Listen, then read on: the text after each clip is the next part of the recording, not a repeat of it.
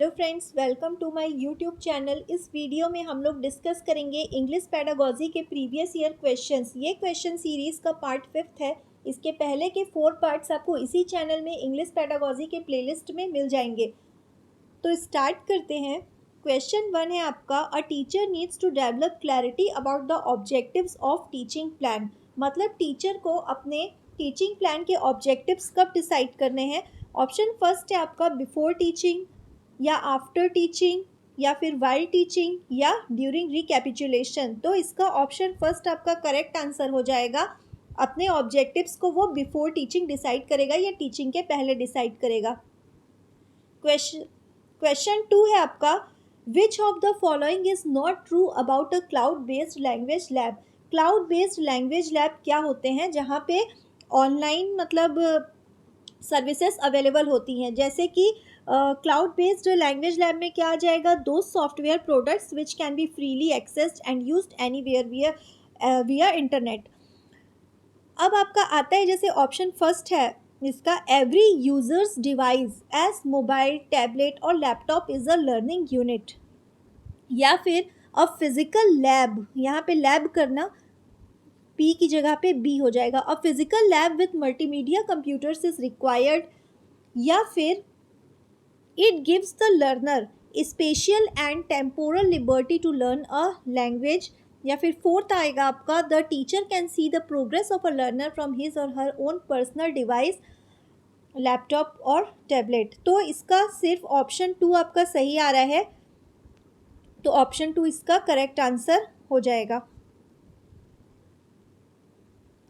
Question 3 है आपका, in teaching English a multilingual classroom is. Multilingual classroom जो होती है, यहाँ पे multi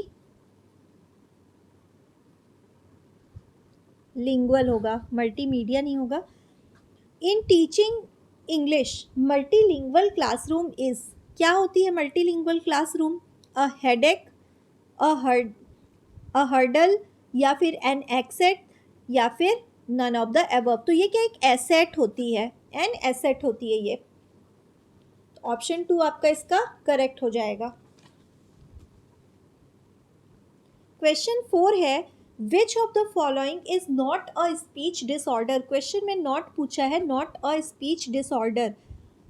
morphological disorder, fluency disorder, voice disorder, या फिर आर्टिकुलेटरी डिसऑर्डर। तो सिर्फ मॉर्फोलॉजिकल डिसऑर्डर ही जो है इसका करेक्ट आंसर है। फ्लुएंसी, वॉइस और आर्टिकुलेटरी डिसऑर्डर सब स्पीच डिसऑर्डर के टाइप्स हैं, लेकिन मॉर्फोलॉजिकल डिसऑर्डर उसका टाइप नहीं है। तो ऑप्शन फर्स्ट आपका करेक्ट हो जाएगा। क्वेश्चन 5 है आपका, when the teacher asks the students to repeat some words or sentence several time it is called। मतलब टीचर ने बच्चे को कहा कि कोई भी मतलब वर्ड है या सेंटेंस है उसको सेवरल टाइम रिपीट करो, तो इसको क्या कहते हैं, रिकॉलिंग, एक्वायरिंग, एनफरिंग मीनिंग, या ड्रिलिंग। तो ड्रिलिंग का मतलब होता है अभ्यास। तो ड्रिल एंड प्रैक्टिस वही अभ्यास या रोट मेमोरी से रिलेटेड होता है। तो इसका फोर्थ आपका सही हो जाएगा, क्योंकि यहाँ पे टीचर ने क्या कहा है, रिपीट वर्ड्स और सेंटेंस सेवरल टाइम्स। क्वेश्चन 6 है, students who make mistake in spelling specially omit letters in words seems to have. मतलब जिन बच्चों को स्पेलिंग में प्रॉब्लम्स है वो क्या करते हैं, लेटर्स को बीच बीच में छोड़ देते हैं या वर्ड्स को। तो उसको हम लोग क्या समझते हैं, लोकोमोटर डिसेबिलिटी, या फिर विजुअल इम्पेयरमेंट, स्पीच इम्पेयरमेंट, या लर्निंग डिसेबिलिटी। तो इसका करेक्ट ऑप्शन हो जाएगा आपका डी नंबर। ये क्या है, लर्निंग डिसेबिलिटी का टाइप है।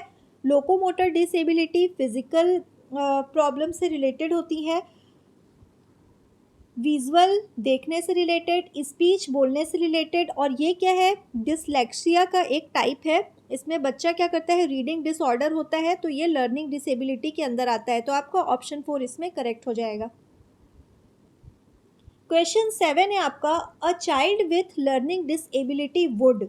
जो चाइल्ड है लर्निंग डिसेबिलिटी के साथ उसको क्या हो सकता है, having difficulty in holding a pen, या फिर omit words or lines in reading, display speech difficulties या holding book close to his eyes. तो इसमें अभी अभी हमने पढ़ा omit words or lines in reading, ये किसका टाइप है? एक ये डिसलेक्सिया होता है। डिसलेक्सिया आपका लर्निंग डिसेबिलिटी का टाइप होता है। इसमें बच्चे को पढ़ने से रिलेटेड प्रॉब्लम होती है, वो कभी कभी बीच बीच में वर्ड्स या सेंटेंस को भूल जाता है, बोलना छोड़ मतलब बोलता नहीं है, छोड़ देता है उसको, तो उसको रीडिंग से रिलेटेड प्रॉब्लम्स होती है और रीडिंग रिलेटेड प्रॉब्लम को डिसलेक्सिया बोलते हैं, जो कि आपका लर्निंग डिसेबिलिटी का एक टाइप है।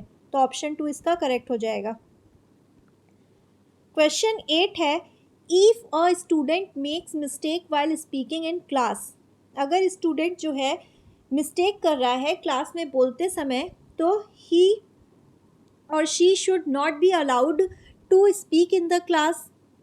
ही or she should be told to learn grammar rules, या फिर he or she should not be discouraged by the teacher, या फिर होगा he or she should not be speak in the should not speak in the class. तो she or he should not be discouraged by the teacher, ये आपका option 3 इसका correct answer हो जाएगा। बच्चे को डिस्करेज नहीं करना है। 9th है आपका, the child is not able to learn a language mainly because of. मतलब किसकी वजह से बच्चा मेनली उसको लर्न नहीं कर पाता है, तो इसका ऑप्शन हो जाएगा 4th डिसलेक्सिया। डिसलेक्सिया जिसको होता है उसको लैंग्वेज लर्निंग में प्रॉब्लम आती है। क्वेश्चन 10 है आपका, which one of these is not the educational characteristics of learning disabilities. इसमें से क्या जो है वो एजुकेशनल कैरेक्टरिस्टिक्स जो है वो लर्निंग डिसेबिलिटी का टाइप नहीं है, या फिर एजुकेशनल कैरेक्टरिस्टिक नहीं है लर्निंग डिसेबल्स का। तो child is unable to write letters correctly, या फिर he is poor in memorising words and framing sentences. They show poor coordination of motor disability, या फिर he is not found poor in technical and professional subjects. तो which of these is not the educational characteristics, मतलब educational characteristic नहीं है learning disables का, तो ये क्या हो जाएगा? he is not found poor in technical and professional subject। तो इसका ऑप्शन नंबर आपका 4 सही हो जाएगा। तो ये आपका लास्ट क्वेश्चन था आज के लिए। अगर वीडियो पसंद आया हो तो लाइक शेयर और सब्सक्राइब कीजिएगा। मिलते हैं हम लोग नेक्स्ट वीडियो में।